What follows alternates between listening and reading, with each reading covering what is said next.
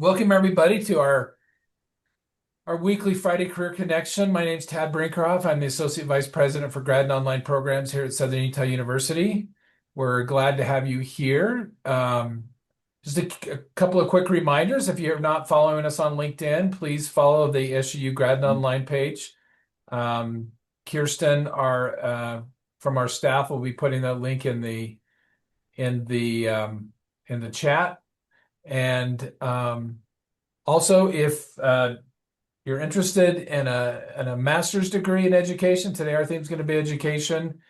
Taylor's the recruiter, and she'll probably be joining us and putting information in the chat about the degree options that we have. So, as many of you were aware, we had Lisa Wells, who's a principal up in the school district in the Salt Lake area.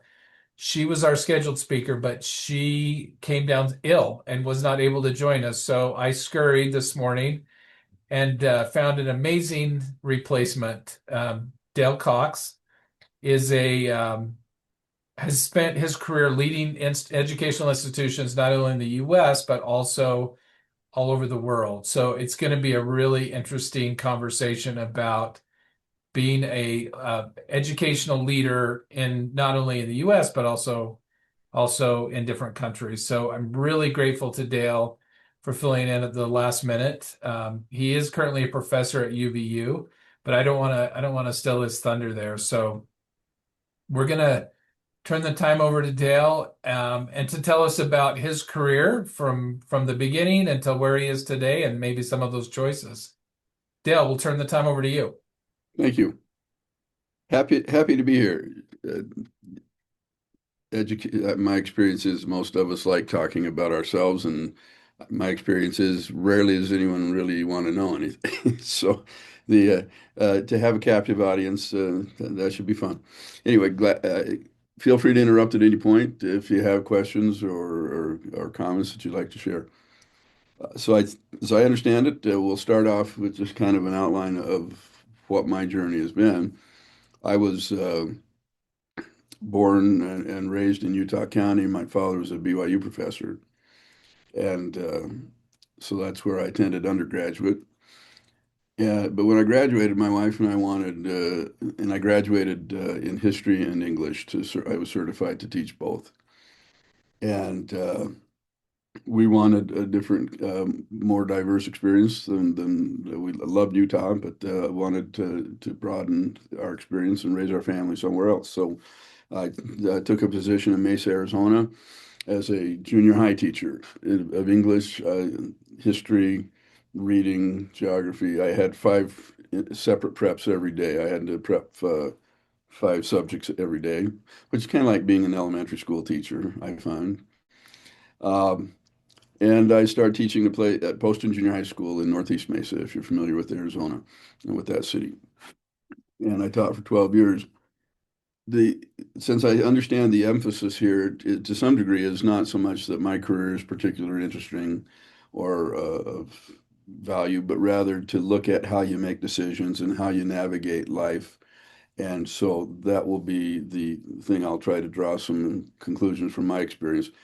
When we went looking for that first job, part of the equation, part of the way we thought about it, and in retrospect, it served us well, is that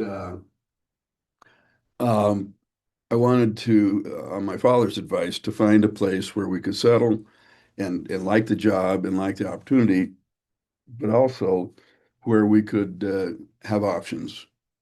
A school district, as we looked at school districts, we wanted to be in a place that was big enough that there would be career options within the school district. So different schools to teach at, different kinds of opportunities down the road.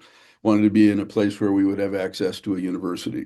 So there would be opportunities to build my education and my career through additional study and degrees. And so Arizona fit well. And we also, of course, we wanted a community that we would like and that would be a good place to raise our kids. Mesa was a good fit. Arizona State University was nearby. NAU in Northern Arizona has a good outreach program like Utah State does, and SUU as well, where there were options. So we moved there and it went really well. I loved the teaching. I loved the school. We liked the community. And then as once I got going, it was then, well, is there a next? Am I going to be here for 40 years or not? And if not, then how do I prepare so that when the time comes, I'll have options and I'll have opportunities. So I started into a master's degree program at Arizona State. And then the question was, what kind of a program uh, would serve best? Do I get a master's in secondary education, which would get me the bump in the pay scale, but would not really open new opportunities? I'd be committing to teaching for my whole career.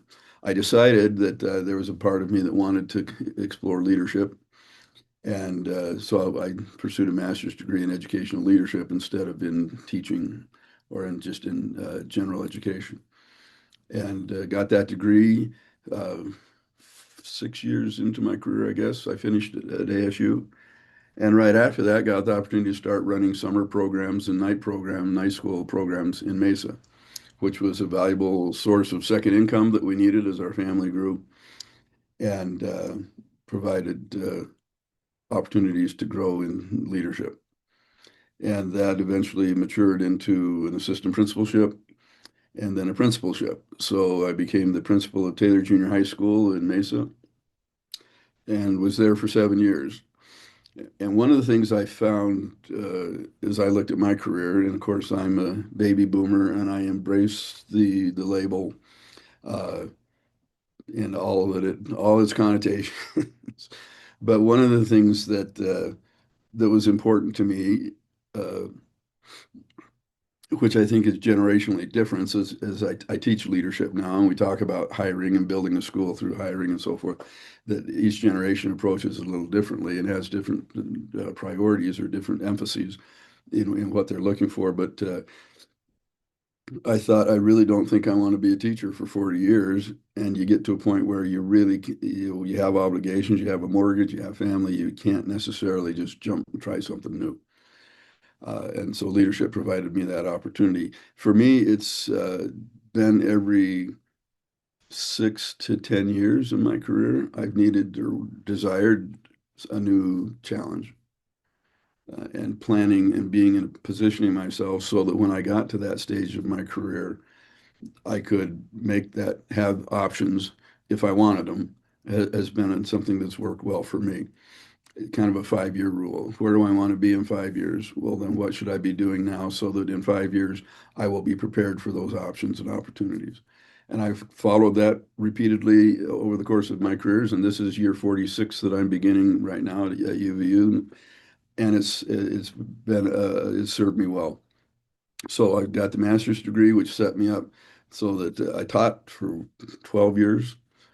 Then I was an assistant principal for 5 years and laid the groundwork to become a principal. And I was a principal in Mesa for 7 years and cruising along nicely there, but also realizing I don't want to be at this school for the rest of my career for another 20 years and wondering what's next. Is it to try to move to the district office? I had started teaching night classes at the University of Phoenix, which was good for income. And I also, teaching is my passion. It's something I do naturally and like more so than being a principal. So, what's next? And I didn't have a good answer at the time. I was exploring positions at the district office. I was looking at other things. Higher ed is really hard to get into, even though that was interesting to me. I didn't have a doctorate. I had started a doctorate at the same time my wife became pregnant with twins. And so the doctorate went on the shelf and then stayed on the shelf for 15 years while I taught in high school instead of attending it. Didn't know what was next, other than I needed to find the next opportunity in my career if I wanted to stay fresh and satisfied. And that's when Brenda Christensen, who is Tad's sister-in-law, that's how we got connected, and whose husband Brent is on this. Maybe Brenda's there as well. We were uh, I guess I should stop myself and back up. So when I was a teenager, my father, who was a professor at BYU, as I said, took an extended 2 year sabbatical to Singapore and took us all there. And I attended the Singapore American School in Singapore and kind of got the flavor of Asia in our family after those 2 years. Came back and then went to high school in Provo. Um, So over, and then it's been a pattern in my life. Every time I've tried to learn a European language, I get stuck in Asia. So in seventh grade, I took German, wanting to learn because I love this languages, and I took German. And the next year, we were in Singapore. And then in my first semester of college, I took ancient Greek, finding that language quite interesting to me. And the church called me to serve in Hong Kong for my church mission. And I'm spending 2 years learning Chinese and living in Asia. For 25 years, I kept the study of Chinese as a personal hobby. So I studied Mandarin in a variety of ways over those years and eventually got involved in the Sister Cities organization and made a couple of trips to China. And I came back in 2004, 5, and I told my wife, I'm done with Asia. I'm done with China. I've studied it for 25 years as a hobby and so forth. We need to learn Spanish and so forth. So we did an immersion program in Mexico with my son, and we were learning Spanish. And 2 months later, I got a call from Brenda Christensen in China saying, have you ever thought about being an international school administrator? And within a month or so of that, I had a contract to move to Beijing to be the principal of the middle school at the International School of Beijing. And so a whole new chapter opened up, kind of fell out of the sky and hit me on the head. But I had been doing things along the way that left us in a position that we were able to do that.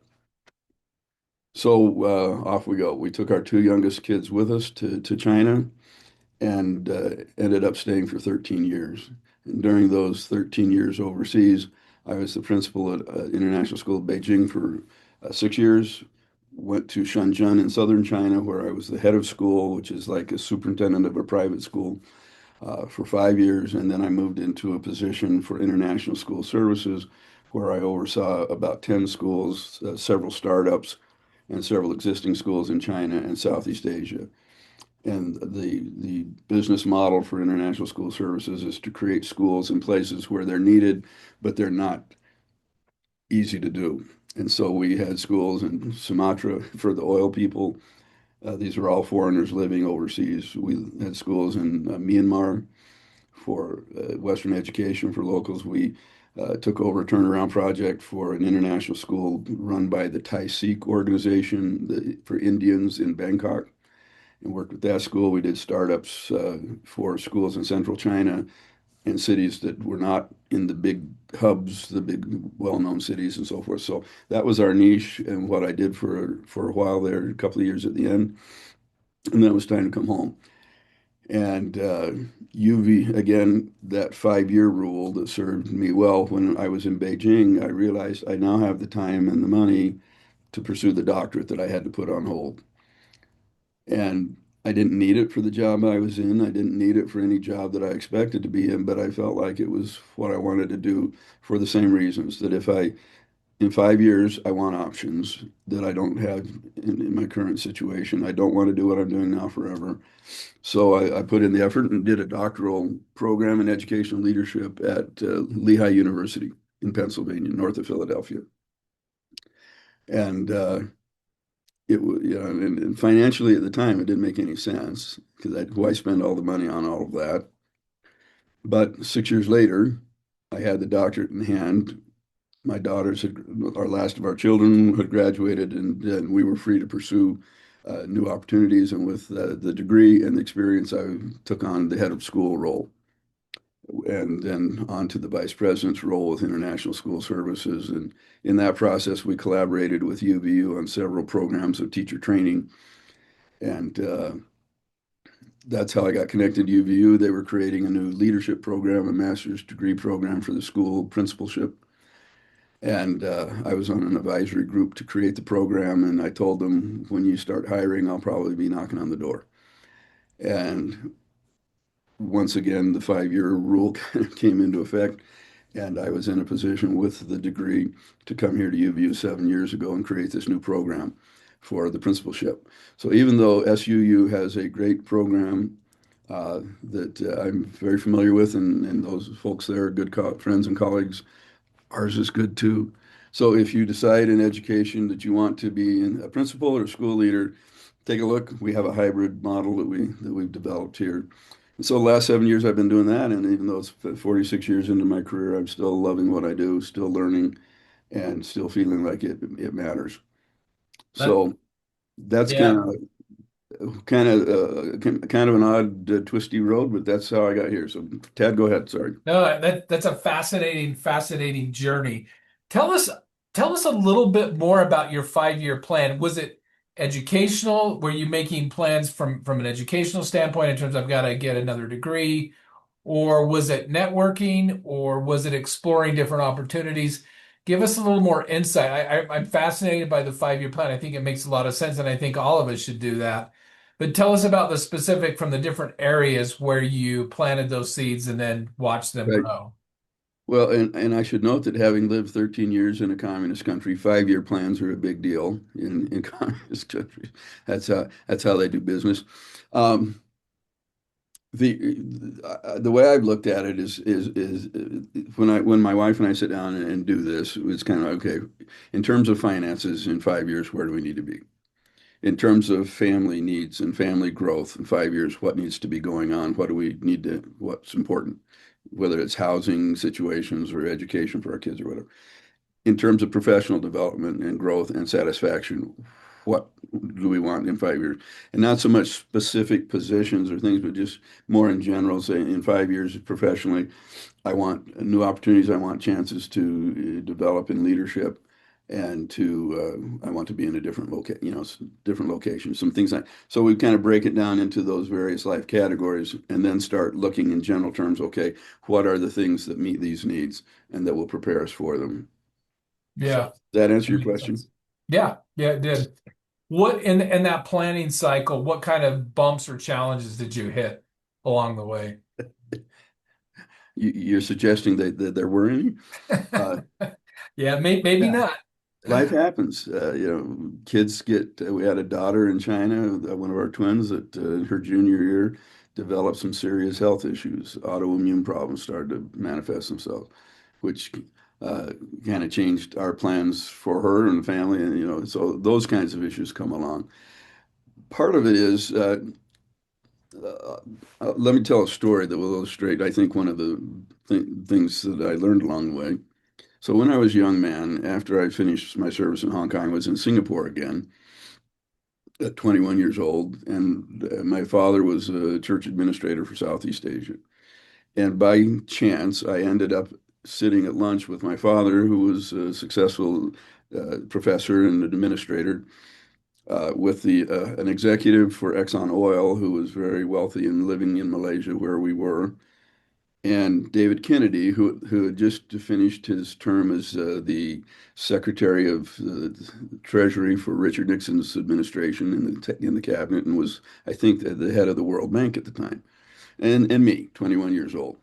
And so I asked those three distinguished men at the table. The four of us were sitting there by chance, and I said, uh, "I'm getting started. What advice do you have for me getting going?" And Kennedy, who was, their book's been written about him, and he was very well known internationally at the time. He said, "Well, go into banking." And then he said why he loved banking. But then he told this story that stuck with me over my life.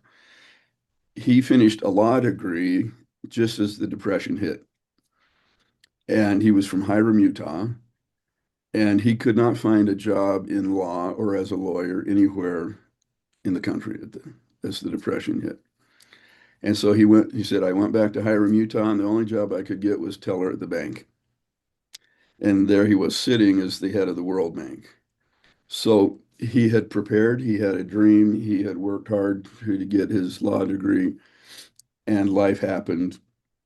And he took the opportunities that were in front of him, applied the skills and preparation that he had to the cards he was dealt, and of course, had a remarkably distinguished career uh, internationally in that field, not the field of choice, his first choice.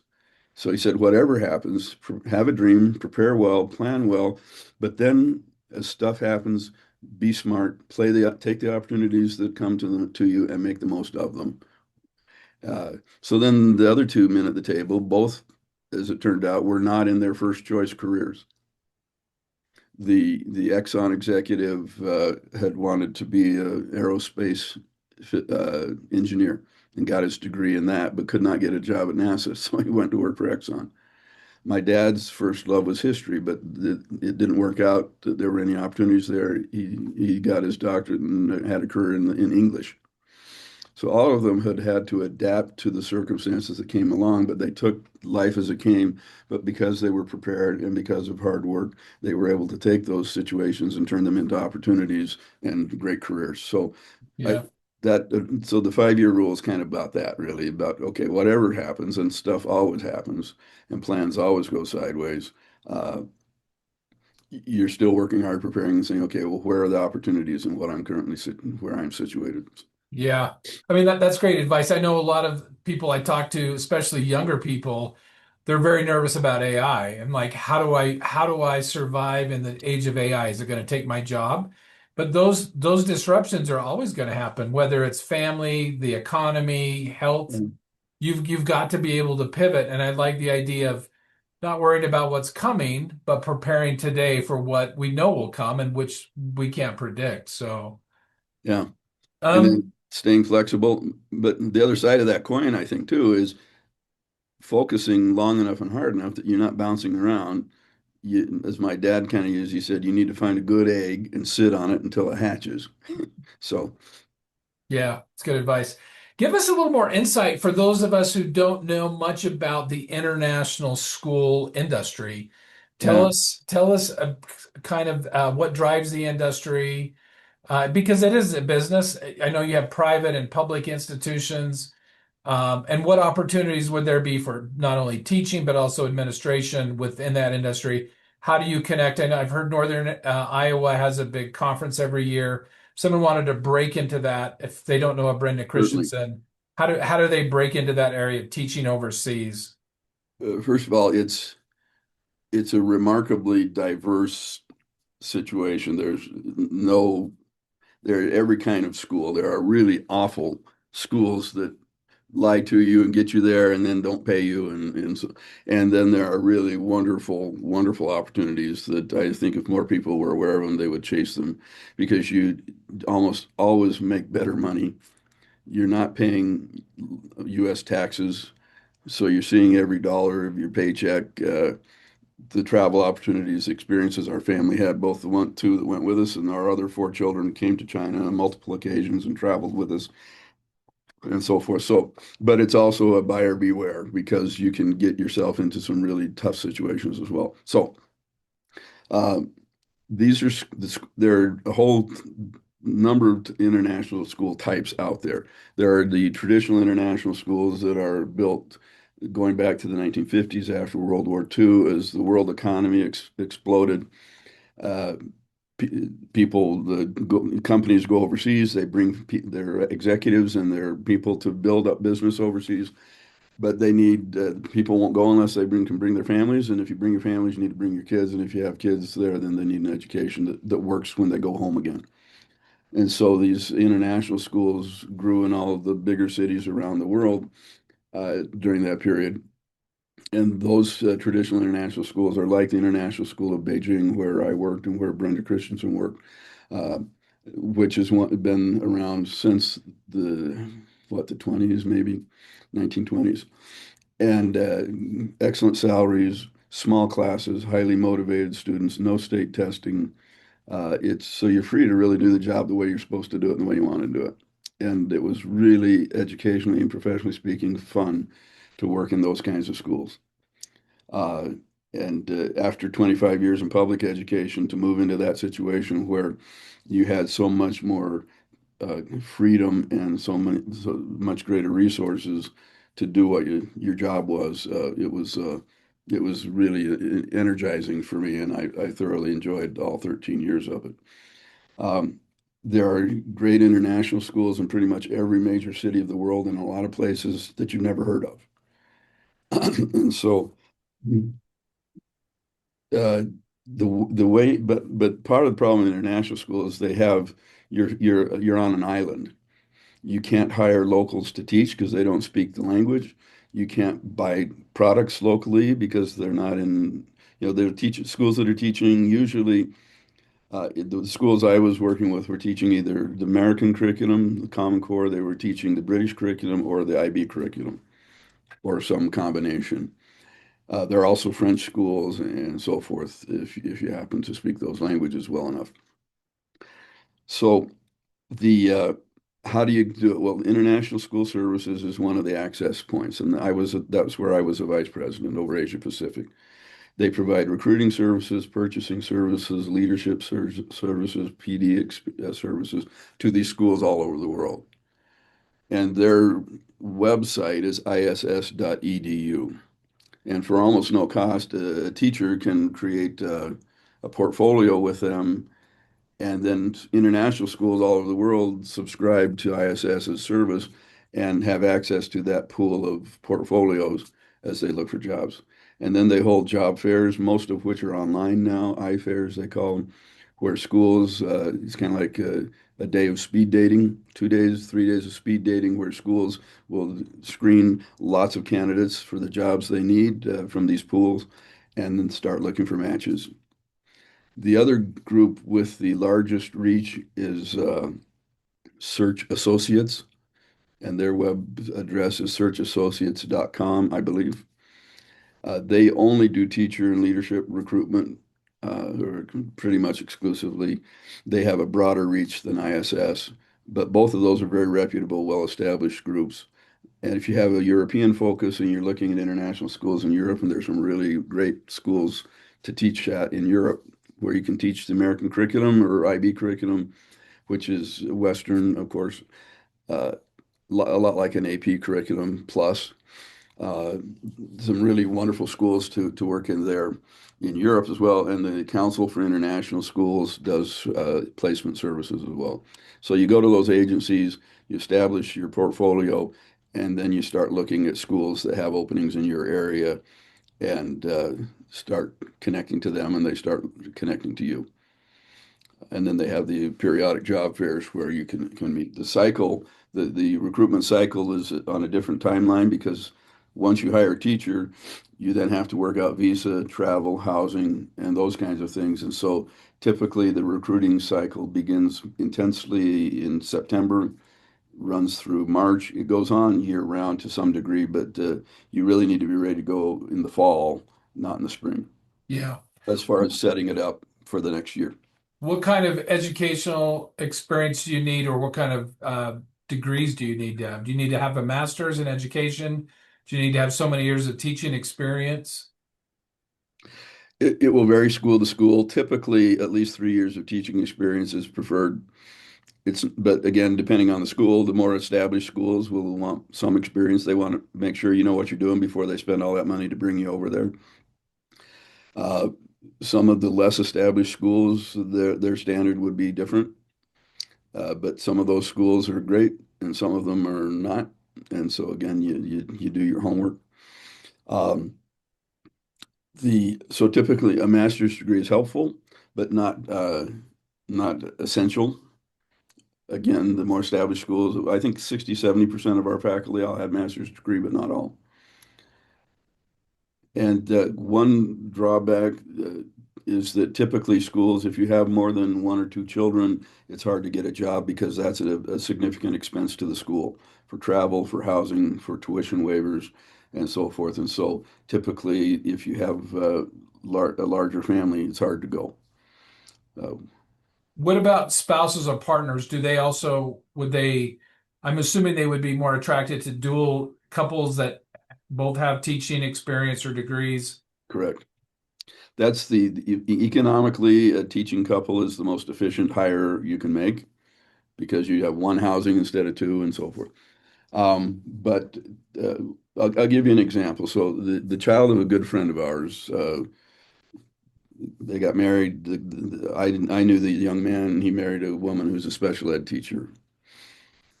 They wanted to go international, and it's a family we knew in Beijing.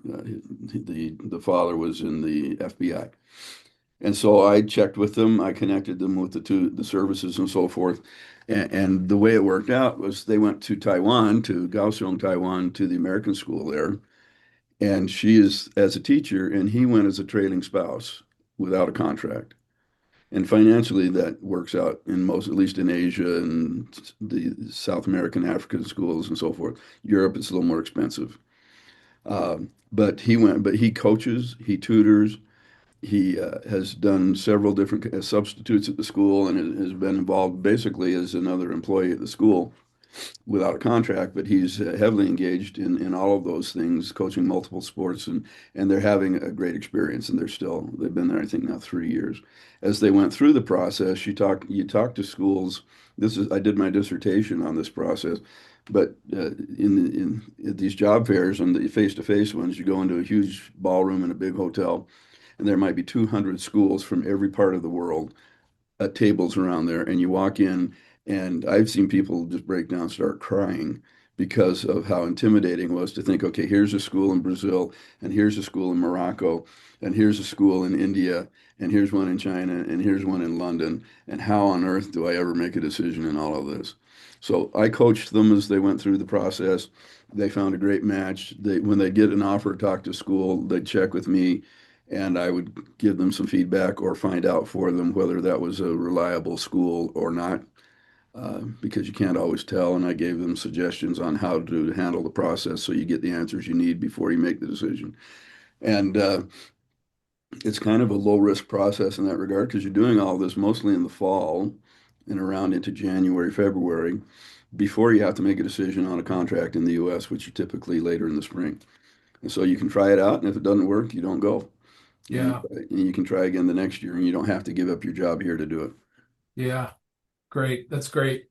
We've got a question from Fielding. He said, you mentioned about being careful to monitor the quality of the schools that you're looking at. What are the main things you should look for when doing your research to ensure the school you're looking at is legitimate?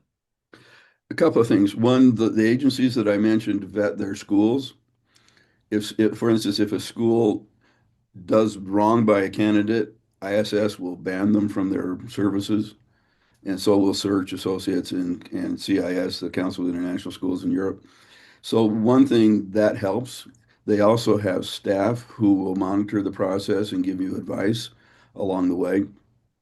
I'm happy, given this connection, if somebody wants to email me at dcox@uvu.edu, I'm happy to answer individual questions. I do that a lot, and so forth. But other things in the process is you insist on speaking with somebody currently employed at the school, teachers, and ask them how was their onboarding process, how well did they handle the travel planning and the visa processes, and are you enjoying your time there, and how good are the medical services locally? And you talk to a couple of different people besides the recruiters, and triangulate that way. And then hopefully, if you got access to somebody who's been on the inside, like I have, you ask those questions, and we can check back and advise. Yeah. Yeah, the referral, yeah, Brenda referred my nephew's wife in Taiwan. She was a first grade teacher in Orem. They've been over there probably 10 years. They're probably never coming back. And Mhm. he was a trailing spouse, was really good at social media and started volunteering at the school. Now he's got a full-time contract and they do Right. video production things all over Asia. So it's been a great life for them, but Yeah, no, I think if people knew, they would be pursuing it more than they do. If you like that, and I absolutely love the international life, we had staff from 15 countries, mostly Canada, the US, Australia, some Brits, but we also had French and Spain and Poland and China and Singapore.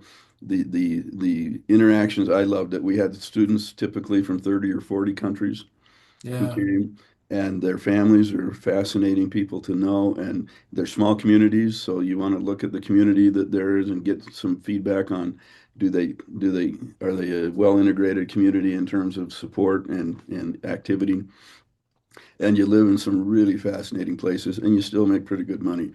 yeah, In Shenzhen, we figured our staff, most of our teachers, a single teacher could save probably 30 to 40% of their income every year and still live comfortably and travel and whatever, and so forth. So that's not always the case. In Europe, you have to pay your own taxes, and it's a little different story. But yeah. that's where you do your homework. What did you observe about teachers who and administrators who did well and thrived in that environment. I'm sure you saw some who just it didn't work and end up leaving. What were the characteristics for success or for failure that as you advise folks? In my case, it had a lot to do with just being very good looking. So that works. Looks matter, I'm huh? wondering why you laughed, Dad, but no. There were occasions some people don't like being, well, one thing being away from family is sometimes hard. Yeah. Some people really don't like, they're really rooted in a place or a situation and don't want to, they're not energized, they don't connect with that change the same way. And that's obviously not a right or wrong situation. It's just a difference in personality. And so you have to kind of like that and be like taking risks a little bit and a sense of adventure and willing to not be sure about everything. Uh, and that fits some people and others not so much. And that's part of the recruiting process. And what I looked at in my dissertation is how do you find out what those right fits are? Because there are places I would not want to live and work in international schools, and there are places I really wish I could have. Yeah.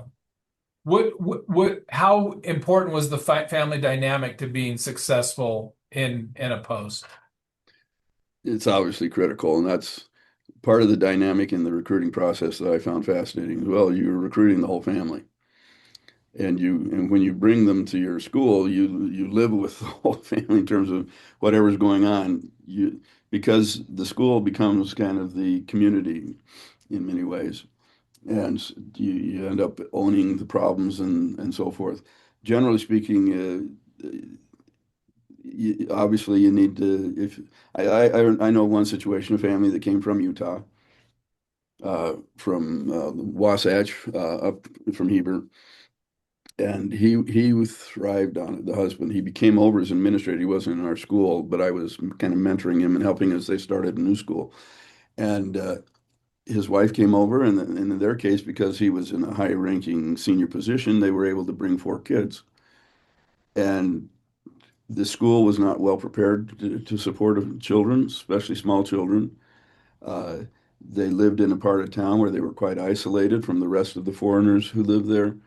Uh, After 3 months, she took the kids and went home, and he finished the year, and then he went home because it just didn't work. Yeah. And she had never left Utah prior to that and never wanted to. So anyway, things worked out well for them when they came back, and but it was sometimes it doesn't fit. Yeah. Interesting. Let's shift a little bit. I mean, you've been in leadership roles. You've hired a lot of people. You're teaching leadership right now. What are some of the takeaways in terms of hiring? What are some best practices in hiring as an educational leader? And then supervision. What are some takeaways? And I know we could spend hours and hours on this topic, but Yeah. I'm curious, kind of like the high level, what's your recommendation as an educational leader in your hiring practices as well as your supervision? What has worked well for you, and what are some principles that seem to work over and over again? One thing, and this applies to everything from when I was trying to get a job as a teacher or administrator, and when in hiring is it's a quote from Nathan Bedford Forrest, who was a despicable man, but was a very successful Southern general in the Civil War. They often said, "How did you always manage to win with fewer forces?" You know, and he said, "I always tried to be firstest with the mostest." And that idea that you just out hustle everybody else. What if I'm looking for the job? How do I distinguish myself from all the other candidates for this job? If I'm hiring, and I find a candidate that I'm really interested in, I think is going to be really adding value for us, then how do I outwork, outcommunicate, outprepare the others so that this candidate is comparing my job, excuse me, comparing everybody else to us, not us to everybody else. To whoever gets in first and does it right tends to be ahead. So whether I was applying for a job, finding ways to distinguish yourself, to send that extra note, to be a little better prepared, or say that preparation, forethought, and hustle have to me makes it different over and over and over. And Yeah. that's what I look for when I hire. There's a great book by Lencioni called The Ideal Team Player, and he says the thing that really distinguishes a successful hire, whatever kind of a situation you're hiring into, is not so much credentials and experience. Those things are relevant, of course. But the thing that really distinguishes a great hire from an average hire is they are hungry, they're ambitious for the right reasons, they're ambitious for the job, not themselves. They are hungry. I said hungry. They are humble, and they are people smart. Relationships, people skills. Those are the three things that set a hire apart. And I really found that to be true. That's the intuitive side. When people say, "Oh, it just felt right," well, that's because of those things, not because of the paperwork. So when you can triangulate those pieces in a hire, you got the credentials and experience you need or whatever, but you can find that hungry, humble, smart piece. Then those are the people I would really go to work and do my best to convince. I want you on. I want you here, and I want you part of our team. Yeah. What was your approach when you hired someone and it just wasn't working out? How long did you coach them versus making a change? What's your advice there? That's an entirely different equation or calculation from the public schools to the international schools or private schools. In public schools, we spend a lot of time talking about that in our program because that's a real challenge. Because with the we don't use the word tenure, but that's what it is. With tenure in education, if you don't take care of business in the first 3 years, you're going to live with it for a long time.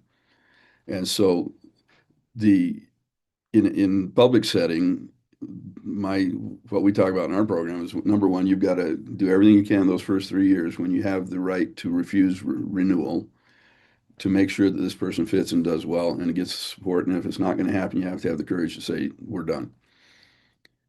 Once you're beyond that threshold in public education, then your job, since you can't really use the external, I'm going to fire you, I'm going to cut your pay, you don't have those tools in most situations, very difficult to use. Then you have to invest on the other side of it, in the motivating side, and try to win people over, lead them out of what the problem is, and figure ways to bring them forward to where they're a contributing employee. In an international situation, it's a year-to-year contract in most instances. And so then you just make sure that you follow a fair process, due process, but you don't have to do all the legal hurdles and hoops that you have to do in the public sector. Yeah. Interesting. More flexibility overseas, it sounds like. Absolutely. Uh, we And have we have a question from Brad Peck out of Las Vegas. He's asking, what do you think are the biggest challenges new administrators will face today? And I'm assuming that's in the U.S. public system, Brad. Is right. that correct? I did a study 2 years ago of principal burnout in Utah. And we've done several workshops and published a paper on the results of what we found and just on resilience in general. There's been a lot said about teacher resilience, and the issues are similar. And the jobs are a little different, but the impact and the issues are the same. And I think we do a poor job in leadership preparation historically of preparing people to be resilient. It's kind of, I know in my program back in the day at Arizona State, it never even came up. And yet in the job, that's really the biggest challenge is for teachers. And in today's post-COVID is just how do you keep fresh and energized and positive in a really challenging and demanding environment. And so we're introducing to our program some very specific and intentional ways to do that. I've presented a couple of times there in Cedar City on resilience for school leaders and what does it look like and how do you manage it and how do you do it intentionally because intuitive responses just aren't enough. A great story from a book from the Harvard Business Review, a lady, Jennifer Moss, wrote. She said, I don't know if younger generations may not be familiar with this. In coal mines in the old days, to check the air quality when the poisonous gases might be present, you'd bring a canary in a cage into the coal mine, and if the canary died, you got out because canaries died before people did. Not a very animal friendly approach, but it was effective. So the canary in the coal mine, in the comments that Moss made, she said, if we keep taking canaries into the coal mine, they keep dying. Is it because we have flawed canaries, or is there a problem in the mine? And so if we keep having teachers burn out and leave the profession, if we see having administrators get burned out, is it because they're flawed people, or is it because we need to look at the organizations and change what we're doing and how we do it? So I'm not sure if I'm answering your question now. I've kind of meandered off, but to me, preparing to be resilient in a very challenging environment really matters because these jobs in education really matter. As one person said, parents are sending us their best kids, even though they're very challenging kids. His comment was, they're not keeping the good ones home. They're sending us the best they've got. And somebody's going to teach them and somebody's going to run those schools. And if it's not people who are passionate and smart and well prepared, who is it? And so, how do we prepare to make sure that good people can do these jobs in education and do them well for a long time? And we got to get a lot better at that, I think. Yeah, it's a tough environment for sure. We've just got a couple of minutes left, but Dale, I'm curious. You seem to be someone who connects well with people. How have you developed your network, your professional network over the years? You maintain it. You're coming to a conference here in a couple of weeks. What's your advice in terms of a career development sense? How do you develop a network? How do you maintain the network? And how do you contribute back to the network? Um, from a teacher's perspective, uh, I and there are people who intuitively or naturally like that, and some who don't. I love connecting and getting and so forth. My wife, not so much. Uh, but from a teaching perspective, it's something to be intentional about. It's easy enough to just focus on today's job and what's physically around you in your job. But to make it an intentional strategy to your career development and to your personal development. And it's such a different environment than it used to be because now uh, with social media and with the internet, the opportunity to connect is so much simpler and can be so much broader as this call here represents uh, than it ever was before. And so to be a little bit proactive and to be intentional about that, to join some conversations and groups of various kinds within a school district. And it's in Shenzhen, the school, we won a number of awards for innovation and technology and so forth. And the thing that helped us transform the school was Twitter, now called X, which I think is a really dumb name for a company, but that's just the baby boomer talking. But anyway, the but we got teachers to start sharing their stuff, and we started connecting them through social media to on a daily basis to share what their students were doing and their best ideas. And by the time I left the school, and it wasn't me that drove this, I supported it, but uh, we had I think 25 million imprints that year on our hashtag with Twitter because Wow. that networking with schools all around the world who were sharing ideas and so forth. So that's part of it.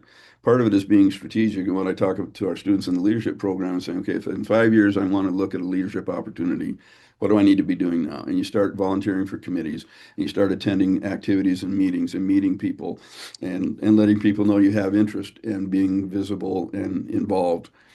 And it just kind of grows naturally as you do that. And one thing leads to another, leads to another. But if you just maintain the easy focus on the stuff that's immediately in your circle, it doesn't happen. Yeah. I'm really impressed with your story, how you prepared and then when the opportunities came, you were ready. And that's something that I think when we're 20, 25, sometimes we don't think long term that way, but I think it's really wise advice and it's proven that it's worked well for you. So And sometimes you wait a long time, and sometimes it doesn't happen. yeah. But I studied Chinese for 25 years after having come home from Asia, and nothing happened really. And then boom, it did. But the doctorate didn't make sense. Where I was much further along in my career than most people are, and so forth. but it felt right. I've tried to, those intuitive insights that you get, tried to follow them, and it's paid off. Yeah. Yeah, you increase your probability of success just by doing those things. Yeah. Well, all right, Dale, thank you so much. We are out of time. We really appreciate you sharing this. I think it's going to open a lot of people's ideas and minds about what can I do in education, in a leadership position, and especially in an international setting, which I think would be fascinating. So you lived a And great life. if you'd like to have me back, I have a number of family vacation videos and things that I would love to share as well. Uh, if anybody, on a thing like this, you never know if you say something like that and people find it humorous or they think it's really stupid. I can only see one person. So I hope, who knows? Um, and Fielding, thank you for a little bit of a smile there. I feel a little bit better that, anyway, if anybody's interested in international education, send me a note and I can connect you to those. I can send you the sites and give you a quick summary of how to look at that because it really can be a lot of fun All and a right. great opportunity. You're great. And we put your email in the chat so people have Okay. that. All Thanks right. again, Dale. We My appreciate your pleasure. time Thank today you. and keep doing great things at UVU. Thanks. Take care. See you. Bye-bye.